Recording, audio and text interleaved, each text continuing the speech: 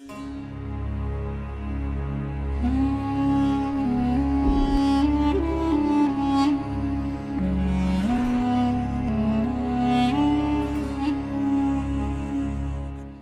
kalau kita hari ini masih mendapat kesempatan sholat, alhamdulillah, ini artinya sampai hari ini kita masih benar-benar manusia.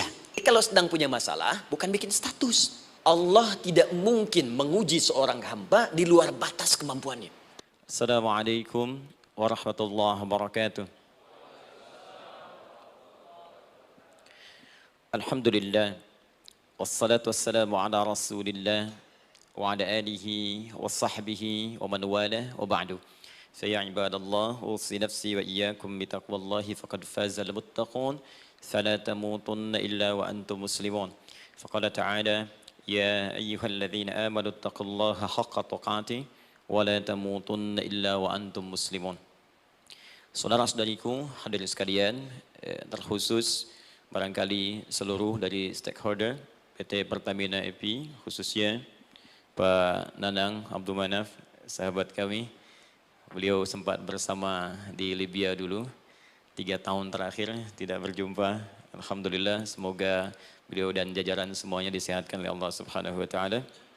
Pak Alfian, Pak Khalid, ya, dan seluruhnya dan hadirin sekalian tanpa kecuali, saya bermohon pada Allah Subhanahu wa taala semoga kita senantiasa dirahmati, diberkahi dan dimudahkan oleh Allah Subhanahu wa taala.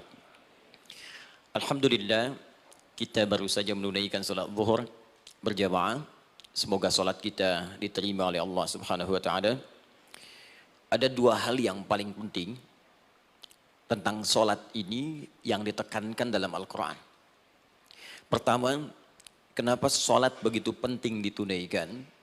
Karena ia akan menjadi pembeda antara Khalik dengan makhluk. Jadi kalau kita ingin bedakan Tuhan dengan hamba, maka di antara titik penting perbedaannya, kata Allah langsung itu terletak pada aspek ibadah, khususnya sholat. Karena itu ketika Nabi Musa alaihi salam berkenan kemudian langsung diperintahkan oleh Allah sehingga disebut dengan kalimullah yang diajak bicara dan diperkenalkan tentang esensi ketuhanan Allah, maka disebutkan perintah langsung oleh Allah untuk menyembahnya dalam bentuk sholat. Al-Quran surah ke-20 Taha ayat ke-14. Kata Allah, innani anallahu la ilaha illa ana fa'budni wa aqimis salata li dzikri. Ya Musa, tidak ada Tuhan kata Allah selain saya. Ya, maka jika engkau telah tahu saya Tuhan, bedanya Tuhan dengan makhluk, fa'budni, maka kewajiban engkau sebagai makhluk menyembah saya. Bagaimana caranya ya Allah, kata Musa? Kata Allah, wa aqimis salata, rahmatullah. Wa aqimis salata lidzikri. Maka cara menyembahku itu adalah dengan solat. Karena itu semua nabi dan rasul, bahkan sebelum Nabi Muhammad SAW, diperintahkan oleh Allah untuk mengajak umatnya seluruhnya untuk solat. Ya, Nabi Isa alaihissalam solat. Anda buka Quran surah 19 Maryam ayat 31 sampai 33. Nabi Ismail alaihissalam, ya kakeknya Nabi ke-29, solat. Bahkan meminta keluarganya solat. Quran surah ke-19 ayat 55. Wa kana ya'muru ahlahu bis salat. Nabi Zakaria, saudaranya Imran, solat. Quran surah ketiga, ya, ayat ke-38 sampai dengan 39. Ayat 39-nya tegas mengatakan, fanadathu malaika wa huwa qa'imun yusalli fil mihrab. Jadi kalau kita urutkan dari Nabi Muhammad SAW sampai Nabi Adam alaihissalam, semua menunaikan salat kepada Allah Subhanahu wa taala.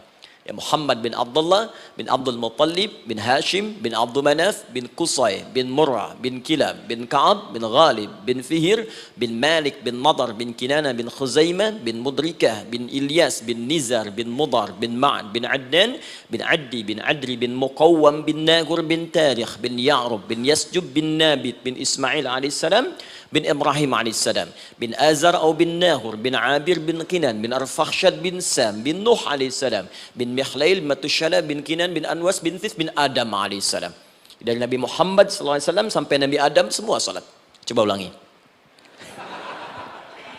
Nanti dalil singkatnya dari Quran surah keempat ayat 163, paling kiri sebelah atas di mushaf. Inna auhayna ilaika kama auhayna ila Nuhin wan nabiyyin min ba'di. Muhammad, apa yang kami telah wahyukan kepadamu sudah pernah pula kami sampaikan kepada Nuh alaihissalam dan nabi-nabi setelahnya. Kenapa tidak disebutkan Adam sebelumnya? Karena Adam itu nabi bukan rasul. Nabi diberikan risalah untuk pribadi dan kalangan dekatnya, Rasul diberikan risalah tugas untuk mengajak umat. Kenapa Nabi Adam bukan Rasul? Karena zaman Nabi Adam belum ada umat. Siapa yang mau diajak? Ya? Ini bagian pertama. Jadi kalau kita hari ini masih mendapat kesempatan sholat, Alhamdulillah, ini artinya sampai hari ini kita masih benar-benar manusia. Kan kalau ada orang yang kemudian tidak mau beribadah apalagi salat, terkhusus ketika dia beriman, maka penting dipertanyakan, masihkah ada iman dalam dirinya? Karena itu kata Allah dalam Al-Quran, surah ke-8 ayat yang kedua, aku akan perdengarkan namaku, sehingga ketika disebutkan itu, kita bisa menguji adakah getaran iman dalam jiwa kita. Quran surah 8 Al-Anfal ayat kedua. Innamal mu'minuna alladzina idza dzukirallahu wajilat qulubuhum. Sungguh orang yang masih punya iman itu, kalau diperdengarkan nama Allah kepadanya, akan ada getaran dalam jiwanya. Karena itu setiap hari 5 kali diperdengarkan nama Allah. Untuk menguji di jiwa kita masih ada iman tidak? Bahkan dari bangun tidur, bayangkan waktunya dibagi sempurna persis. Dari mulai subuh baru bangun, menjelang ke siang, mau berakhir siang ke sore, sore pindah ke maghrib, hilang kemudian muncul gelap malam. 5 kali persis dibagi waktu. Diperdengarkan untuk menguji, kira-kira setelah subuh siang masih ada nggak iman? Sore masih ada nggak? Ya Allahu Akbar, Allahu Akbar. Karena itu kalau iman masih ada melekat di jiwa kita, demi Allah saya katakan, begitu kita mendengar suara azan, pasti hati kita akan mengatakan, Allahu Akbar, Allahu Akbar. Wih, sudah azannya. Pernah begitu? Ya, walaupun mungkin setelah selesai, La ilaha illallah, baru azan, belum qomat. Ya, itu normal, gak apa-apa. Yang penting iman masih ada. Nah, ini menunjukkan ada getaran dalam jiwa. Satu itu. Yang kedua, ini yang jarang dimanfaatkan teman-teman. Jadi seringkali sholat dimaknai pada ibadah formal bagian pertama saja. Adapun yang keduanya, ini yang jarang digali. Padahal sekali saja dalam sehari, itu 5 kali Allah menunggu kita. Ternyata sholat itu satu-satunya wasilah ibadah yang disebutkan dalam Al-Quran untuk langsung memohonkan semua kebutuhan yang kita rasakan. Bahkan sebelum kita diminta sholat, itu kalimat pertamanya bukan ibadahnya. Kata Allah, kamu punya masalah apa? Sedang butuh apa? Sedang punya problem apa? Buka Quran surah kedua Al-Baqarah ayat ke-45 sampai 46. Paling kanan pertengahan di usap. Wasta'inu bis-sabri was-salah. Perhatikan kalimatnya, indah sekali. Ya Allah menempatkan sholatnya bagian kedua. Kata Allah, wasta'inu, hei hambaku. Jika kalian punya persoalan dalam kehidupan, maka perhatikan kalimatnya baik-baik. Wasta'inu, mintakan solusinya kepadaku. Jadi kalau sedang punya masalah, bukan bikin status, gak akan selesai. Sedang eksplorasi minyak, gak keluar-keluar, bikin status. Duh, susah sekali yang ngebornya, gak akan selesai. Jalan macet, bikin status. Jakarta macet, ya gak akan selesai. Ya. Apa yang harus dilakukan kata Allah? Jika Anda beriman kepadaku, yakin denganku, maka wasta'inu, punya persoalan minta kepada Allah. Caranya bagaimana? Satu, bis-sabri. Terima dulu masalah itu, jangan dikeluhkan. Kaidah lain muncul, karena mustahil saya akan titipkan persoalan kalau tidak Anda mampu mengatasinya. Kaidah Quran surah kedua ayat 286, kita hafal ayatnya. La yukallifullahu nafsan illa usaha. Perhatikan kaidahnya. Allah tidak mungkin menguji seorang hamba di luar batas kemampuannya. Jadi kalau kita sedang punya ujian di rumah kah, pekerjaan kah, kehidupan sosial kah, sebesar apapun ujian itu kata Allah, memang karena Anda yang sanggup. Kalau nggak sanggup gak akan diuji. Di ujian itu berbanding lurus dengan kemampuan. Mustahil seorang hamba diuji di luar batas kemampuannya. Jadi kalau Anda sekarang pun sedang punya masalah sebesar apapun, kata Allah, memang cuma kamu yang sanggup, yang lain tidak. Maka jangan mengeluh. Jangan Anda katakan, ya Allah, why me? Kenapa saya? Kata Allah, why not? Memang kamu yang mampu. Yang lain tidak. Nah, ketika Anda bisa menerima itu dengan sabar, baru datang kalimat kedua. Wassalah. Kemudian datang tunaikan sholat dan mintakan solusi kepadaku lewat sholat. Ya, sedikit ya. Lihat sini. Saya berikan sedikit uraian Al-Quran. Saya boleh menulis sini? Boleh ya? Ibu, maaf, agak jauh. Ibu kelihatan ini? Oh, belum saya tulis. Bagaimana bisa kelihatan? Luar biasa. Cuma di Pertamina, belum ditulis udah kelihatan. Maaf, Anal. Lihat sini. Wasta'inu. Baik, ya. Saya ingin sedikit sekali. Ini redaksi Quran itu indah sekali diksinya. Wasta'inu. Lihat sini. Kata Allah, jika Anda punya persoalan dalam hidup, maka mintakan solusi. Terima dulu masalahnya dengan sabar, karena kita dipercaya oleh Allah. Gini, cara memahaminya. Allah aja percaya dengan kita. Masa kita nggak percaya diri? Allah yakin dengan kita, kita mampu. Masa kita nggak yakin? Terima dengan sabar, kemudian wassalah, mintakan solusinya lewat salat. Kata perintahnya dibuka dengan kalimat wasta'inu. Kalau kita ingin rubah kata perintah ini, fi'il amr, ingin dirubah ke dalam bentuk permohonan, minta, maka rubah kalimatnya menjadi nasta'in. Lihat, nasta'in. Baik. Wasta'inu, kata Allah, kalian punya persoalan, ayo minta solusi padaku. Terus kita pengen minta, ya Allah, kami ingin minta. Maka dalam bahasa Arab, kalau kita ingin merubah kalimat ini ke dalam bentuk permintaan, kita katakan nasta'in. Saya tanya pada Anda, pernah nggak dalam sholat kita mengucapkan kalimat nasta'in? Ada? Masih ingat? Baik, apa kalimatnya? Iyyaka na'budu wa iyyaka nasta'in. Perhatikan, iyyaka na'budu wa iyyaka nasta'in. Iyyaka na'budu, iyyaka, ya Allah, Engkau perintahkan aku untuk ibadah. Maka sekarang aku ibadah, sholat. Hanya kepadamu saja. Kan kata Allah, kamu sholat. Terus kita katakan, iyyaka na'budu. Sekarang kami sholat, ya Allah. Nama lain sholat itu ibadah. Kalau kita ibadah, na'budu. Dari mana tahunya nama lain sholat ibadah? Quran surah ke-20 ayat ke-14.